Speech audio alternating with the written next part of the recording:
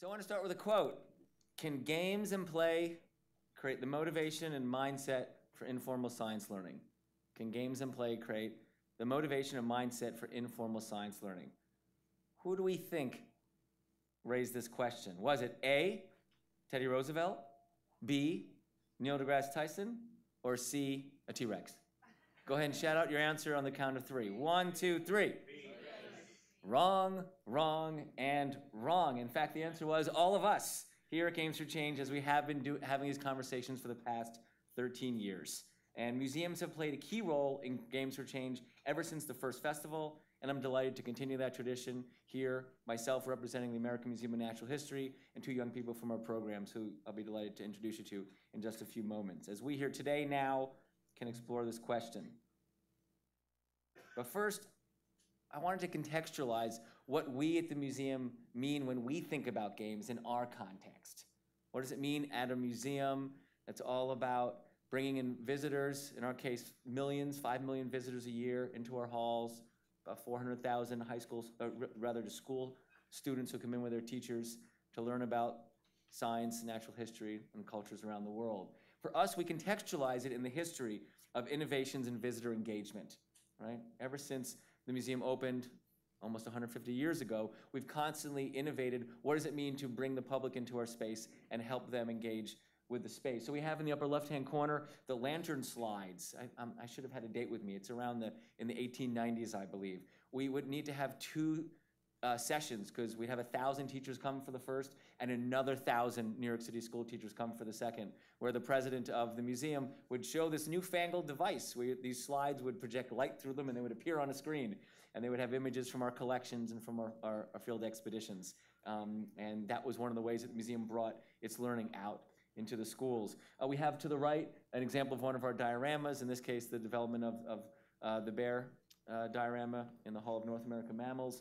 And at the turn of the century, rather in the middle of the century, Carl Akeley innovated what dioramas looked like in museums, from essentially these cabinets of curiosities where there were just lots of objects piled together to these dramatic moments in time that were immersive. And in a time before the ever-present connections of televisions and virtual reality and augmented reality, which we've been hearing about all day today, this was a place to come and project yourself into this other space and time and experience nature.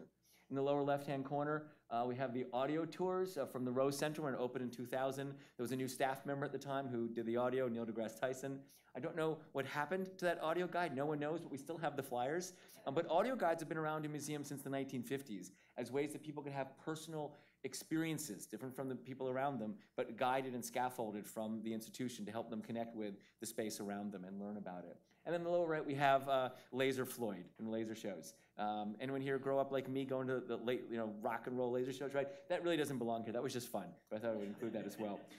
And nowadays, so going from that context of innovations, which we're always trying to figure out how to do, to thinking about how we've been thinking about games in this space. So let's go back almost 25 years to a CD-ROM that celebrated our 125th anniversary by Voyager. Anyone here remember Voyager? And on the back, it says that there are games on it. Now, I don't have a device that can run it anymore, which says something else about what it meant to make that type of medium. But it says there were games then. And then we go to the lower left, and we have Accomplice. I gave this presentation once, and someone actually told me they'd played it. It was a LARP, essentially, a live-action role-playing game in the museum with actors playing scientists and other characters who took people who had paid to come to this special event, not only in the public spaces, but also behind the scenes, to experience the museum through a role-play in a narrative context. We ran that for a few years. In the upper right-hand corner, Baby Castles took over our digital dome, where we usually run space shows for one night. And what you're seeing is people controlling a spaceship and trying to move it through the space with a number of controllers and turning what was normally a place where you lie back and sometimes fall asleep watching the space show into a live interactive game where they tried to survive. And in the lower right-hand corner a few years ago, in partnership with Games for Change, we brought games for people to play at our Margaret Mead Film Festival. Margaret Mead, who spent many decades working at the museum, is honored every fall with the Documentary Film Festival. And we wanted to explore that year what role games could, if any, illuminate about what makes us human. And that was the museum exploring how games, not just documentary films, could be a way to help elucidate the human experience. And we see more and more now things like Fly Like a Pterosaur in our new exhibits. We usually put out about 2 new exhibits a year. And in Fly Like a Pterosaur, for example, you're seeing a child flapping their hands. And as they flap it, they're controlling the pterosaur, learning how pterosaurs flew, how they might have ate bugs or caught fish. And if they fail, they crash into the ground. And increasingly, we see interactive games like this designed for visitors to play, both young and old, in a 1 to 3 minute experience before they move on. And on the right, we did this fall Game Night Gone Wild. Was anyone here at Game Night Gone Wild? Great, so you guys have to come next year.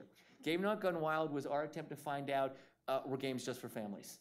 So we did an event at night that was adults only, after hours, with alcohol, with scientists playing science-based games. We had 550 people come to the museum with tickets that sold out 2 weeks in advance. That's how much demand there was. And then we had to kick everyone out because no one wanted to stop. And we had a tremendous showing from people in their 20s and 30s, which was showing us that young people want to play games, and games are a meaningful way to engage with learning and with science and natural history context.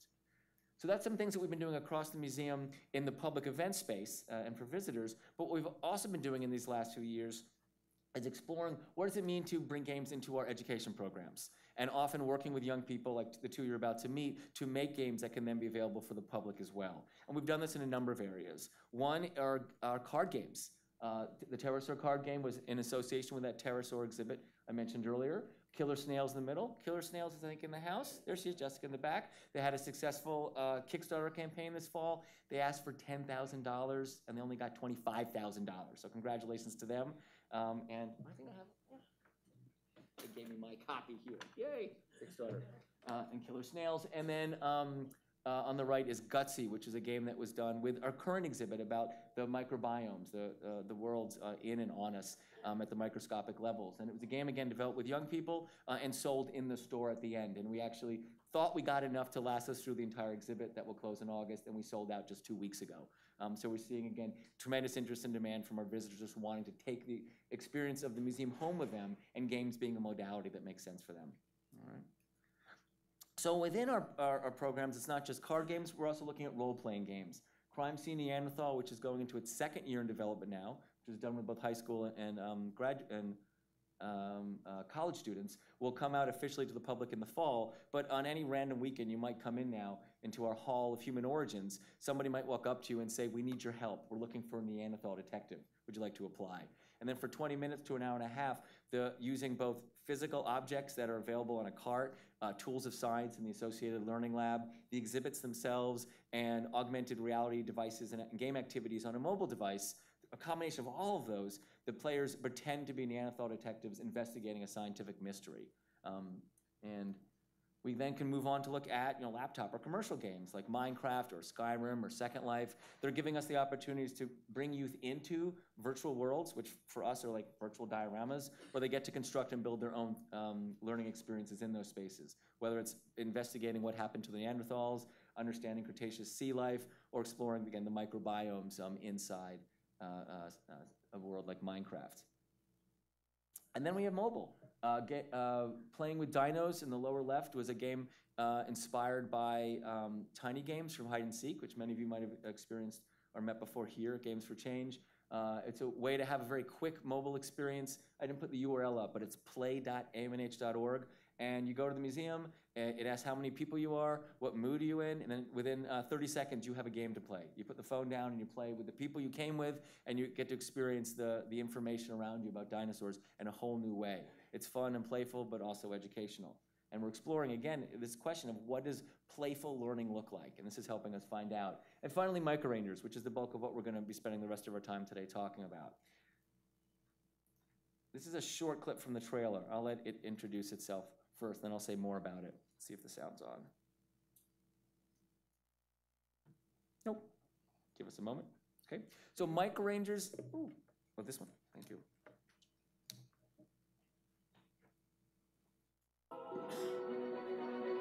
Great. So you can see the full trailer at microrangers.org. Anyone want to guess what that microbe is? If you guessed rabies, you're right.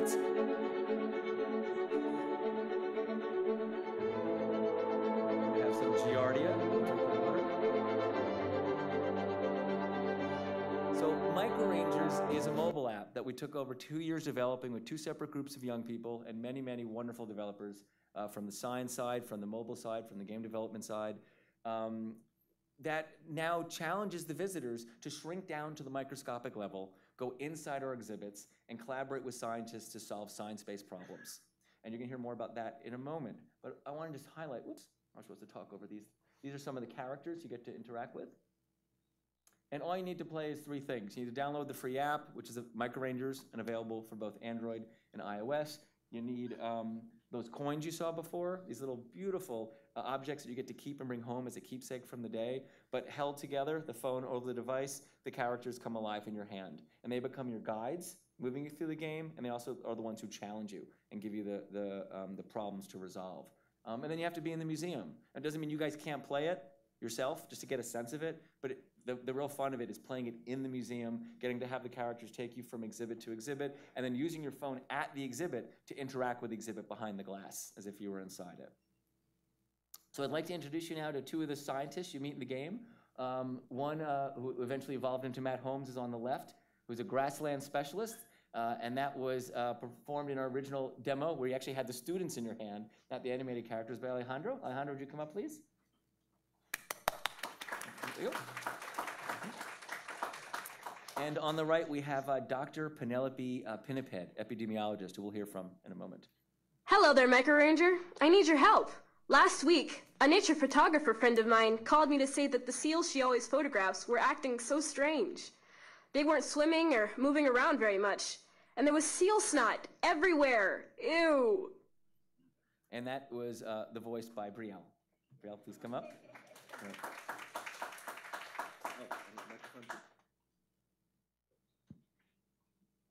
So tell us, guys. Can you hear me? Great. So introduce yourselves, please. Tell us what grade you're in, what got you interested in science, and how'd you end up being involved with Microrangers? I'm a college student. I'm going to be a junior at Queens College, and I started my freshman year of high school doing after-school programs, which evolved into a SALT's internship, and then a research internship, and then I took the first Microrangers class called Micro Museum, and I evolved into being the TA for Microrangers. Thanks, Alejandro. Brielle? So I'm in 10th grade. I think I like science since I was little, but just recently I started taking classes at the museum, and that got me a lot more into science. I liked the teachers and how hands-on the experiments were. And I got into Microrangers. I signed up for a class at the museum, and I really liked the fact that it was like combining science and gaming. That stood out to me. Great, thank you both. So let's go back to the question we started with, this question about can games and playful learning help give people motivation for learning in a museum? What do you guys think? Does Microrangers do that? And if so, how and why? In the case of Microrangers, it sort of hides the learning in games. You don't really notice that you're actually learning things about different microbes or different scientific techniques, and it's all very interactive and fun. Yeah, I agree. It also it brings attention to science by making it fun. So I agree. So Brielle, can you tell us more about what role you got to play in the development of the game? We heard your voice, so we know you're one of the voices of the scientists. Alejandro's one of the voices as well. But what else did you help to do to create this game? So as students, we were instructed to research certain diseases and come up with storylines based off of those diseases. And one of the storylines I worked on was about a bird watcher who's in the woods, and he starts getting sick, and the player has to find out that he has Lyme disease. And what was it like working with your peers, young people, and what was it like also working with adults and experts who were brought in to help you think about expertise that they had that you were going to help bring into the game? So after we created the storyline, we helped each other write the scripts, and we had people come in and help us with editing. So I want to ask you guys to help us as an audience think about this question of Why do we even need young people to be involved in a project like this? If you come to the museum and you play Micro Rangers, unless you kind of read the small copy, you don't know that you're hearing the voices of high school students. You don't know that high school students develop the game. That's not what we're pushing out there. That's not important to us for what the visitor experience is. But it was important for us that young people did develop it. But why should someone do that? Why can't they just go to the experts and get the game designers and work with the scientists and the educators and just make that game? Why do they need young people to be involved? The idea of using youth to design games is that youth have a larger mindset. They have a broader view of the world. If you just ask the scientists to develop a game, it's going to be very based on what they research and what their narrow focus is. While youth can view the world more broadly and can come up with ideas of everything, not just something very narrow. I think teens could relate more to the player because they're in touch with a lot of pop culture, and yeah, so I think that could help. Did you see any moments, and don't let me put you on the spot, feel free to pass if you like, where you saw that being young, you or other young people in the program were able to bring parts of how you guys viewed and experienced the world as young people today that made the game more engaging? Well, I don't remember any like specifically, but I remember making a lot of jokes, and I think that helped too. We certainly see from the studies people like the jokes that are in it, and it helps people engage with the story and connect with the narratives. So can you share a little bit more before we need to wrap up soon, about what impact it had for you being involved with a science-based program like this, where you got to be involved in game design and put something out that's been played by thousands of people at this point in just the last few months?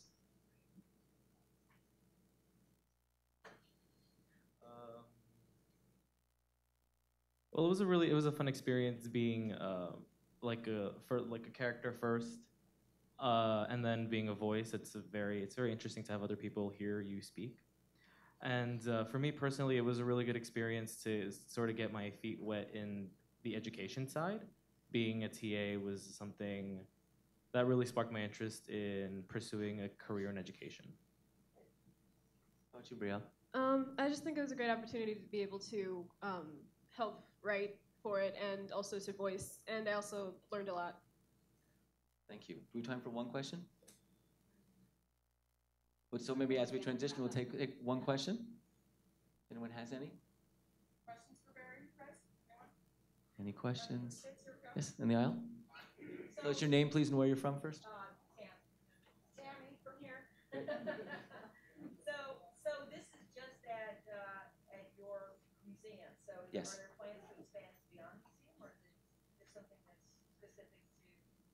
So this was developed at the American Museum of Natural History. It's part of our exploration of games and also augmented reality, which we've been hearing about all day. And so we, as other museums, all learn from each other.